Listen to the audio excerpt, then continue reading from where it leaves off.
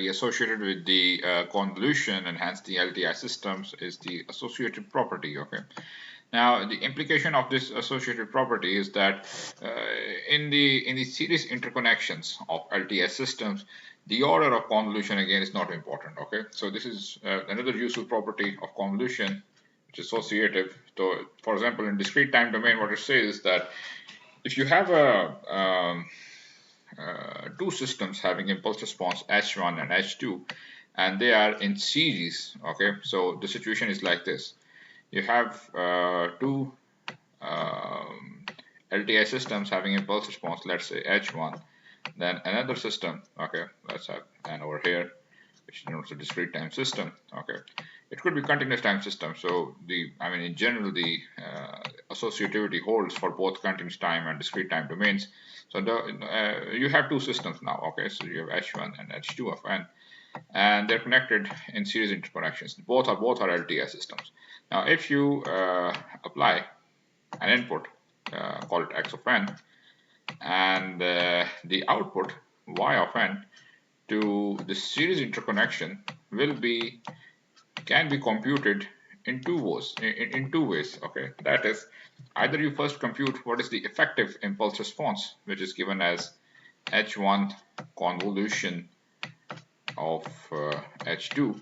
Okay, whatever is this result will be convolved with the input x of n to yield y of n. Okay, or this is one way. Okay, this is one way. The second way is to first convolve xn with h1n to produce another output. Let's call this the intermediate output. Let it be wn. Okay, so w of n over here is x convolution h1. Okay, x convolution h1. And if you recall in the previous video, we talked of the convolution. Another property we talked of property was that was commutative. So it can be h1 convolved with x as well. Okay, so you can interchange the roles of impulse response and the input without losing the effect, the final effect that is wn will stay the same. So it is commutative as well. So the second way is to compute the intermediate output w of n, and then whatever this output is, w of n can be convolved with h2 of n. Okay, this is the second way to yield or to produce y of n. And in both cases, in case 1 and in case 2, you will see that y of n, the final output will be the same. So that means the order of convolution in which you are doing, first if you want to collect the two LTI systems, convolve the impulse responses, if they're connected as such, if they're connected in series, go ahead and convolve their corresponding impulse responses and have an effective impulse response, let's say, then convolve it with x of n, okay, to compute y of n. This is one way. The other way is to go serially and see what is the output w of n at intermediate state, which is equal to x of n convolved with h1, and then whatever is the result. For example, let's say w of n is over here, so w of n convolution with h2 of n will produce the output. Okay, so you go on serially convolving the input signal with the impulse response at that stage, at the first stage, and then at the next stage, whatever is the result, you have to convolve this with the next impulse response. And this is in general true for any number of cascading. So the idea is you can either interchange h1 h2, okay, or you can go anyway doing the convolution for series LTI systems interconnects. The output will be the same. Okay, so over here xn convolution with whatever is the final response h1 convolved h2 is the same as convolving xn with h1 first and then convolving the result with h2 of n. So this is associative property. Okay. Similarly, this holds valid in the continuous time domain. In continuous time domain, you can show this. You can show this this manipulation can be done with using summations and integrations in continuous time domains and discrete time domains, and the manipulation is very straightforward to show this property of associativity holds. Okay, So now, according to the above equations, it does not matter in which order we convolve these signals. So basically, you can convolve xt, h1t first and then h2t, whatever is the result. Or you can go ahead and convolve even x2, x1 with h2 and then convolve whatever is the result with h1. Because what you can do is, look, since convolution is commutative as well. So what I can do is I can interchange h1, h1 and h2. Okay, so I can replace these two. I can interchange their positions, so it can be as such: h2t convolved with h1t. The result would be y1t. Okay, and this is why. This is because of commutativity and associativity. So commutativity and associativity property of convolution. This has an implication in the interconnection of the systems. Okay, and the same holds for the discrete time case as well. So because of commutativity and associativity, you can change the interconnects. I mean, for this particular interconnect, you can have H2 first, right? Then you can have H1. So the systems are equal. The systems are equal. That means for the same input x, let's call this x of t, the output y of t is the same. And remember, this can only be done for LTI systems. We are not talking of nonlinear systems. We are not talking of time varying systems. Okay, this is only possible if system 1, system 2, and in general any number of systems in such cascades until they are LTI. Okay, you can change the interconnection. The order is not important. So you can interchange their orders. So therefore, you can interchange the convolution operations. The output will be the same. Okay, that is associativity and commutative, and it is commutative as well. Okay. So this depiction is the same. So you see an interpretation of the associative property is illustrated in discrete time systems in figure 2.25a and b. So for example, in 2.25a, you see that y of n is the output of the system. So first x of n is convolved with h1n to produce w of n, and then this w of n is convolved with h2 of n to yield y of n. Okay. So WFN is convolved with H2n, and WFN, you recall, is Xn convolved with H1n. So the result is again convolved with H2 of n, and then you have to reproduce Y of n, right? In 2.25b, first the X of n is convolved with H of n. H of n is the effective impulse response, which is given by the convolution of H1 and H2. So again, the same result. So that means this 2.25a and b are representing the same systems. Okay, and this is the interconnection is the same, the overall system is the same. So how it is handling any arbitrary discrete time sequence x of n to produce y of n is the same because of associative property of convolution, right?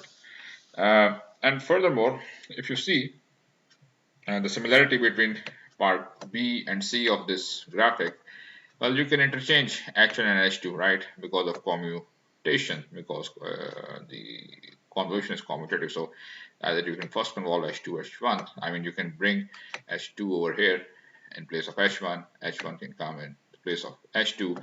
It doesn't matter. So that means because of commutative property and the associative property of convolution, the series interconnections can be the places of two systems in cascade or three systems in cascade. They can be interchanged. Okay, even if you have three systems, H3 for example, H3 can come in the center, H2 can go at the end, right?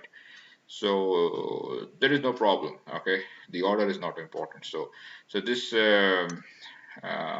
graphic in C is showing an equivalent system.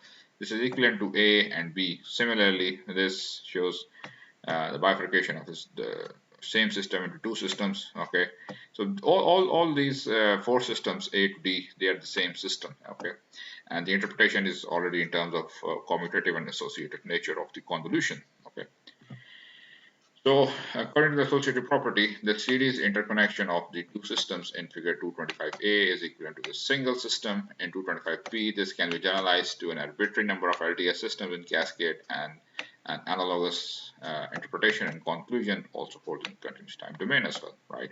I mean, so you can go on having many such interconnections H1. Let's say you have it another H2. Okay, so for example, if you have three interconnects like this H3, you can go on for H4, H5. So if you are introducing an input X, the output is Y. Okay, it doesn't matter if it's continuous time or discrete time domain. The output Y can always be computed as, so one way is to look at this as X convolution with whatever is the effective impulse response H1 convolved with H2 convolved with H3. So first you go ahead and calculate uh, what is the effective impulse response, is going to be the convolution of all three system interconnects. Okay, then convolve this with the X, whatever is the result. The other way of looking at this is, since this is commutative, well, X can be convolved with, for example, H1 can be convolved with H3 first. Okay, and then this can be convolved with H2, right? The overall result is the same. So you see in all these cases the results will be the same. So these two systems can be interchanged. Okay. Similarly, you can interchange H1 and H3 even. Okay, it doesn't matter. So this is only possible because you can change the order of the cascading, and you can only do that if the systems are LTI systems. Okay. So by using commutative property together with associative property, you find another very useful important property of LTI systems. Specifically from 225A and B, we concluded the impulse response of the two cascade LTI systems into the convolution of their individual impulse responses, which we've already seen over here. Okay, this is 225B, which shows that the effective impulse response is the convolution of two series interconnected in LTI system impulse responses. And this is in general true for any number of cascadings. Okay, and you can also change the order of the two. So 225C is also the equivalent, is also an equivalent system. Okay.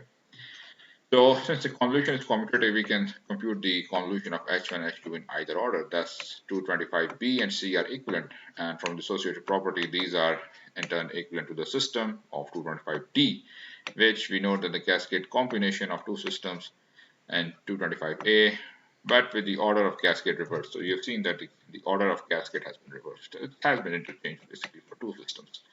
So this is H2 first and H1 first, as compared to 225A. This order has been reversed. Okay, you can do that for LTI systems.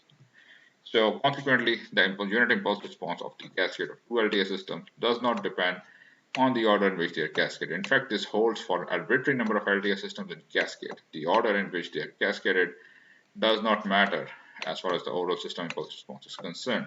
Same conclusion holds for continuous time systems as well, right? Now, it is important to emphasize that the behavior of LTI system in cascade, and in particular, the fact that the overall system response does not depend upon the order of the system in cascade, is very special to such systems. So this discussion is only limited to LTI systems. What if, for example, the system is nonlinear? So over here we have two examples. Okay, suppose we have a system which takes an input x of n. Okay, discrete time system x of n, and first multiplies all the samples by 2 and then squares them up. Okay, then there's a squaring operation. Whatever is the result, it is squared. It's simply squared, and then the final output is revealed as y of n. Now, first thing you notice that squaring operation and multiplying, scaling the samples of the sequence. First of all, this is a memoryless system, doesn't require any memory. Okay. The other thing is, this system is inherently nonlinear. Okay, it doesn't obey the property of superposition. So y of n, as a result of doing so, will be twice x of n. Basically, this will be twice x of n whole squared, right? So that means the system will be equal to, the output of the system will be equal to 4x square of n. Okay. On the other hand, if I change the interconnect, I change the order in which the systems are interconnected, I take the squaring first. Okay. And then I proceed with the multiplication. So I'm going to reverse the order of the above system in the series interconnect. And then let's see if my y2 of n is equal to y1 of n. So let's call this y1 of n now. Okay, y1 of n is 4x squared. So in this case, this is x of n. Okay, same input. So y2 of n will be equal to twice x squared of n, right? Well, that is not equal. This y2n and y1n is not the same. It's 4x squared and this is 2x squared. And that means if the system is non-LTI, if it is nonlinear or it is time varying, if it is not LTI, you cannot go ahead and interchange the interconnections like this. The cascading, the order of cascading is important in the nonlinear systems. So that can only be done in LTI systems. So you don't do any such thing, and it changes the output. It changes the description of the system, how it handles the system, how it handles the signals, right? So in contrast, the order in which the nonlinear systems are cascaded cannot be changed. So in general, without changing the overall response. So overall response changes if you change the cascade order for nonlinear systems. For instance, if we have two memory-less systems, one being multiplication by 2 and the other squaring the input, if you multiply the first, we multiply first and then square at the second stage, we obtain y of n is equal to 4x squared n. Okay, because it is 2xn and it's squared, then if we multiply it by 2 after squaring, then we have 2x squared, and these y1 and y2 are not equal. Okay, so thus being able to interchange the order of the system in a cascade, this is only the characteristic particular to LTS systems. This is particular to LTS systems. In fact, we need both linearity and time invariance in order for this property to be true in general. Okay, so in general, for LTS systems, the order of cascade is not important, but for nonlinear systems, the order of cascade is important. Okay, that's all.